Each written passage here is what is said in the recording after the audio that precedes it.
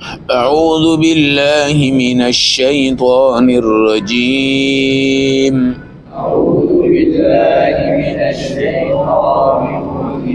بسم اللہ الرحمن الرحیم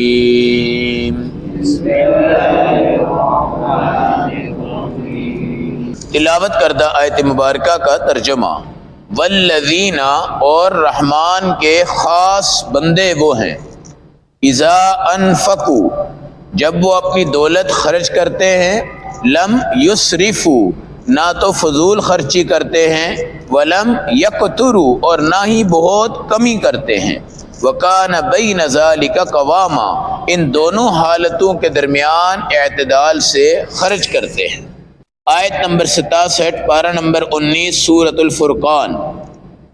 دولت کہاں سے آئی اور دولت کہاں گئی، یہ وہ سوال ہے جو بنی آدم سے قیامت کے دن پہلے پوچھا جائے گا، پھر وہاں سے وہ آگے چلے گا اگر ان کا جواب دے گا۔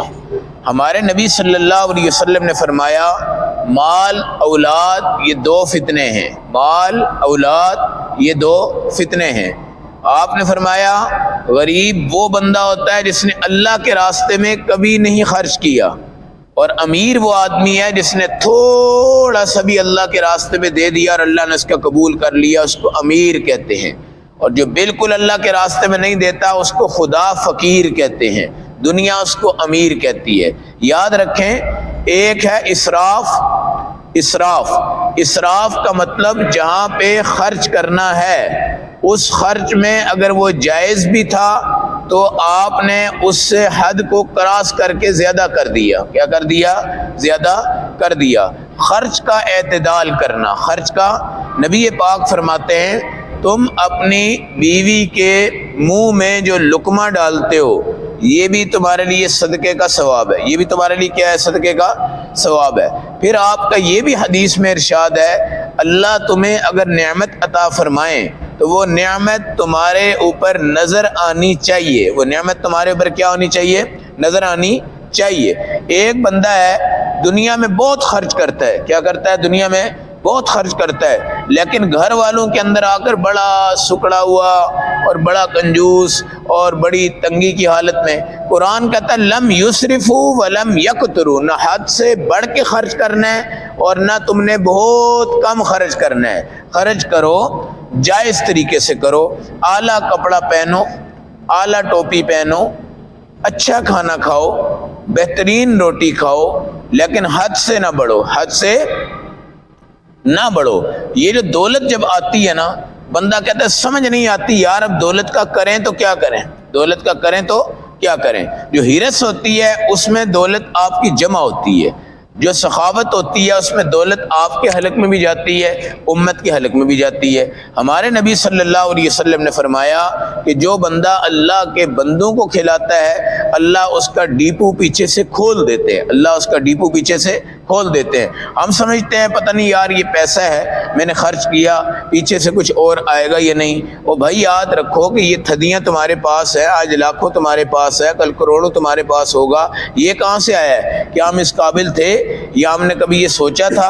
اللہ نے اتنا کچھ ہمیں عطا فرما دیا ہے۔ تو انفاق فی سبیل اللہ یہ ایک الگ شعبہ ہے، انفاق فی سبیل اللہ یہ ایک الگ شعبہ ہے۔ ہمارے نبی صلی اللہ علیہ وسلم نے اپنا جو خرچ کیا ہے وہ اتنا کیا ہے کہ گھر میں کچھ بھی نہیں بچا، سب کچھ آپ نے اللہ کے نام پہ قربان کر دیا۔ آپ کے صحابہ نے بھی اتنا خرچ کیا ہے۔ آپ کے صحابہ میں ایک صحابی ہیں سیدنا ابو بکر صدیق، جن کے بارے میں قرآن کہتا ہے ينفقون اموالهم باللیل، یہ تو رات کو بھی خرچ کرتے تھے، والنہار، اور دن کو بھی کیا کرتے تھے؟ خرچ کرتے تھے، سرًا، چھپ کے بھی کرتے تھے، علانیتاً، خوبصورت آواز کے ساتھ، بلندی سے بھی کرتے تھے۔ انفاق فی سبیل اللہ تو اعزاز کی بات ہے۔ انفاق فی سبیل اللہ میں آپ جتنا دو گے اللہ تمہیں اتنا دے گا، اللہ تمہیں اتنا دے گا۔ اور خدا کی قسم یہ بات تجربے کی ہے، یہ بات کیا ہے؟ تجربے کی ہے، اور یہ کوئی دکھلاوا نہیں ہے، یہ میں آپ کو اپنی ذات کی بات بتا رہا ہوں۔ ہمارا ایک مدرسہ ہے جہاں پہ مسافر بچے پڑھتے ہیں، جہاں پہ کون پڑھتے ہیں؟ مسافر بچے پڑھتے ہیں۔ میں نے اپنی ترتیب رکھی ہے، میں بار بار کہہ رہا ہوں کہ یہ دکھلاوا نہیں ہے، یہ صرف آپ کی ترغیب کے لیے میں بات کر رہا ہوں۔ ترتیب یہ رکھی ہوئی ہے کہ وہاں کے بچوں کا ایک تو سر کے جو بال ہیں وہ نائی کے پاس جاتے ہیں، تو میں نے ان کو مکمل مدرسے والوں کو کہا ہوا بھائی آپ نائی کے پاس بچوں کو بھیجیں، جو خرچ آئے گا انشاءاللہ میں دوں گا۔ ایک تو وہ سلسلہ ہے۔ دوسرا سلسلہ یہ کرتے ہیں اگر پیسے زیادہ پاس پڑے ہوں ان کو بہت اچھی چیز ضرور کھلاتے ہیں، اگر کم ہو ہلکی پھلکی کھلاتے ہیں۔ جمعرات کے دن چونکہ ان کی چھٹی ہوتی ہے آگے جمعہ، تو اس لیے یہ کوشش کرتے ہیں کہ ایک دسترخوان لگائیں، ان بچوں کو ایک ایک سموسہ کھلا دیں۔ جی پیسے اگر کم ہو جائیں تو ان بچوں کو چلیں کوئی پھل پھول لا کے دے دیں، اور اس طرح اگر پیسے اچھے ہوں تو سموسے کے ساتھ کوئی اور چائے شائے بھی کر دیں۔ تو یہ الحمدللہ یہ ترتیب ہے جو کہ کبھی ٹوٹتی نہیں ہے، کسی جمعرات کو ٹوٹتی نہیں ہے۔ اور نائی کے پاس جو وہ بال کٹواتے ہیں وہ بال بھی ہمارے بچوں کی طرح نہیں کاٹے جاتے، وہ بال بھی شریعت کے مطابق برابر بال ہمارے بچے کٹواتے ہیں۔ جی پہلے تو گرمیوں میں ٹینڈ کو شوق سے رکھتے ہیں، ٹینڈ کر لیں، اگر نہیں ہے تو برابر کٹنگ کرواتے ہیں۔ اب یہ دو چھوٹے چھوٹے عمل ہیں، کیا ہیں؟ چھوٹے چھوٹے عمل ہیں، لیکن یہ تجربے کی بات یہ ہے کہ اگر ان کو 1000 روپیہ میں نے کھلایا ہے تو مجھے اللہ نے 10,000 روپیہ جمعرات کو دی ہے، دیتے ہیں اللہ، کوئی اس میں شک کی بات نہیں ہے۔ لیکن ہمارے نبی فرماتے ہیں تمہاری دولت نیک آدمی کے حلق سے نیچے جائے۔ کس کے حلق سے نیچے جائے؟ ایک ہے جناب آپ نے میری دعوت کر دی اور قاری صاحب کی دعوت کر دی، ہمارا بھی کوئی پتہ نہیں ہے اللہ کے ہاں ہمارے اعمال کردار کیا ہیں، یہ پردے ہیں۔ ایک ہے وہ معصوم بچے جو ابھی چھوٹے چھوٹے ہوتے ہیں، رات اور دن قرآن پڑھتے رہتے ہیں، ان کو جو کھلاتے ہیں نا اس کے کھلانے میں کسی قسم کا کوئی شبہ نہیں ہوتا، کسی قسم کا کوئی شک نہیں ہوتا۔ یہ میں آپ کو تجربے کی بات بتا رہا ہوں۔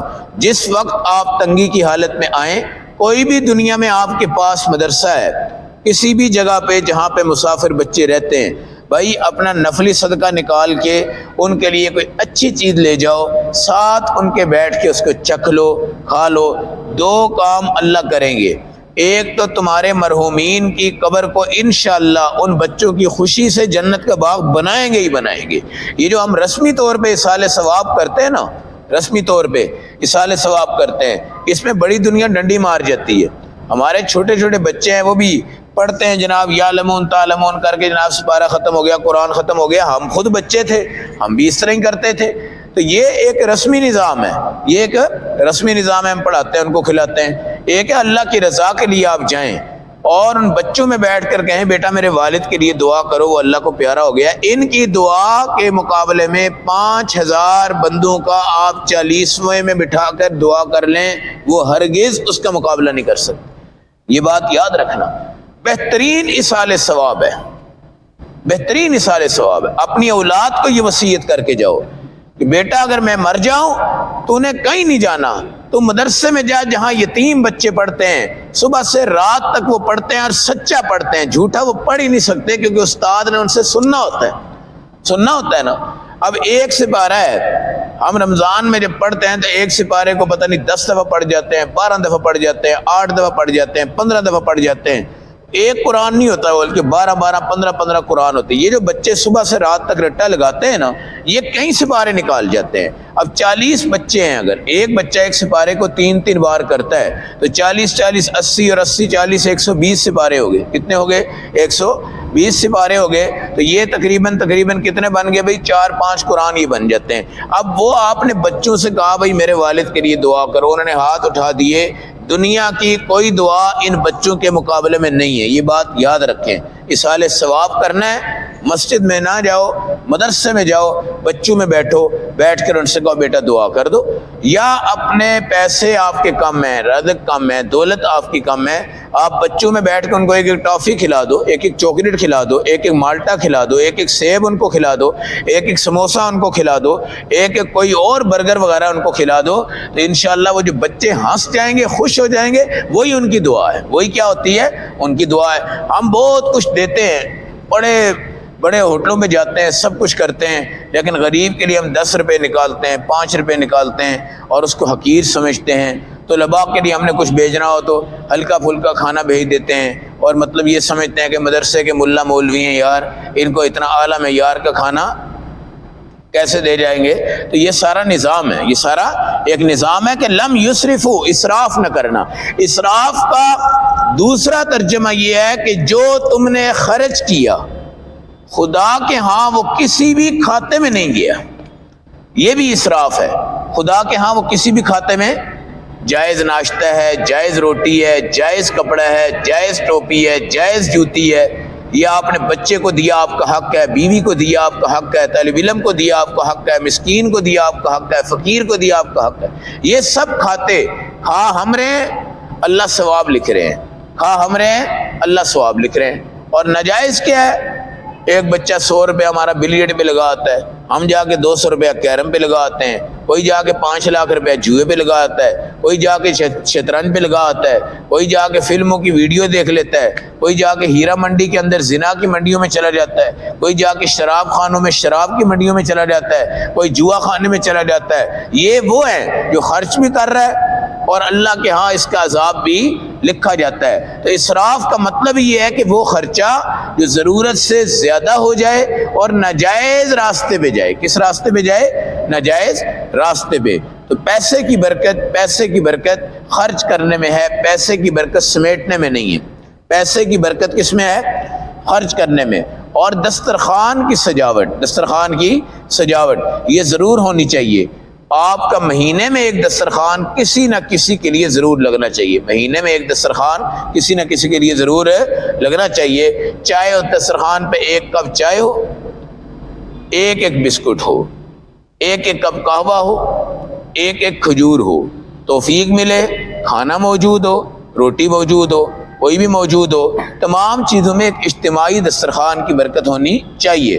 تو اتنا بھی نہیں ہے جناب, اور نہیں بس 1 روٹی کھا لو, ہیں بس بڑی ہے, زیادہ نہیں کھانی, یہ ہو جائے گا وہ ہو جائے گا. بھائی ہم کھائیں جن کو ڈائٹنگ کی ضرورت ہے, وہ بیچارے کیوں کھائیں جو بیچارے ہیں ہی آپ 40 کلو کے, وہ کھائیں 5 روٹیاں کھائیں, 6 روٹیاں کھائیں, 7 روٹیاں کھائیں. یہ تو ہمارے لیے احتیاط ہے نا. اب کہتے ہیں 4 روٹیاں کھا گئے یار, 5 روٹیاں کھا جاتے ہیں, پتہ نہیں کہاں جاتی ہے, پتہ نہیں کہاں جاتی ہے. وہ جاتی ضرور ہے کہیں, اگر نہ جاتی ہو تو بندہ فٹ بال کی طرح پھول جاتا ہے. جاتی ہے, صحت بنتی ہے, اور لوگ طاقتور چیزوں کی طرف بھاگ رہے ہوتے ہیں. حالانکہ روٹی بہت بڑی نعمت ہے, اللہ سالن دیتا ہے بہت بڑی نعمت ہے, سرکہ دیتا ہے بہت بڑی نعمت ہے, کھجور دیتا ہے بہت بڑی نعمت ہے. تو غریب آدمی جب یہ دیکھتا ہے نا کہ میں اتنا کما رہا ہوں یار, اس میں میرا خرچہ پورا نہیں ہونا, تو بہترین طریقہ ہے والانفاق فی الاقتار. غریب آدمی جس کے پاس کچھ بھی نہیں, وہ بھی خرچ شروع کر دے اللہ کے راستے میں. 3 چیزیں بندے کو امیر بناتی ہیں, 3 چیزیں امیر بناتی ہیں. نمبر 1, نکاح کرو. کیوں بھائی عبداللہ؟ نکاح کرو. ان یکونوا فقراء, اگر تم فقیر ہو تو یغنیہم اللہ من فضلہ, اللہ اپنے فضل سے تمہیں غنی کرے گا. اب میں سوچ رہا ہوں یار میری ہے 15,000 تنخواہ, اس میں نکاح کر کے کروں گا کیا؟ اللہ کہتا ہے تو 15 کے قابل ہے, تو لیکن یغنیہم اللہ من فضلہ, اللہ تم پر فضل کر کے تمہیں امیر بنا دے گا. بیوی آئے گی تو کیا بن جاؤ گے بھائی؟ امیر. کہتا ہے نہیں پاؤں پہ کھڑا ہو جائے بندہ, وہ کہڑا کوئی سر تے کھلوتا ہے بھائی, بھائی صاحب پیراں تے کھلو جائے تو پھر ایسا کچھ کرنے ہیں, پیراں تے کھلو جائے پھر ایسا کچھ کرنے ہیں. بھائی آپ کی ایک بیٹی چلی گئی ہے, آپ ایک بہو لے آئیں. اللہ نے آپ کا جو رزق پہلے اس بچی کے ہاتھ میں رکھا ہوا تھا, اب آپ بہو کو کھلاؤ.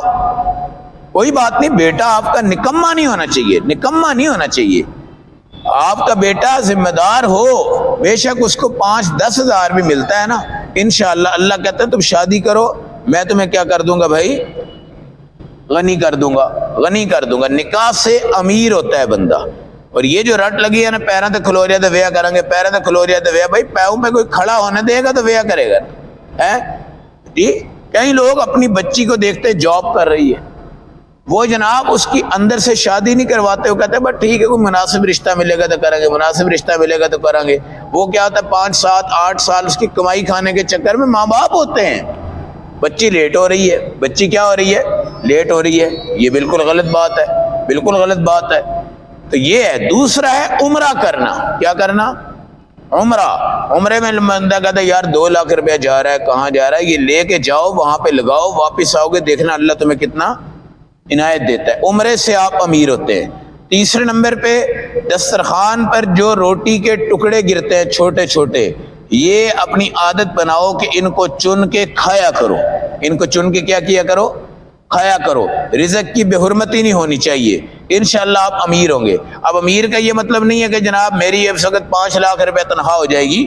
امیر کا مطلب یہ ہے کہ 40,000 کے اندر بھی اگر میرا گزارا نہیں ہوتا تو اللہ اب گزارا کروا دیں گے۔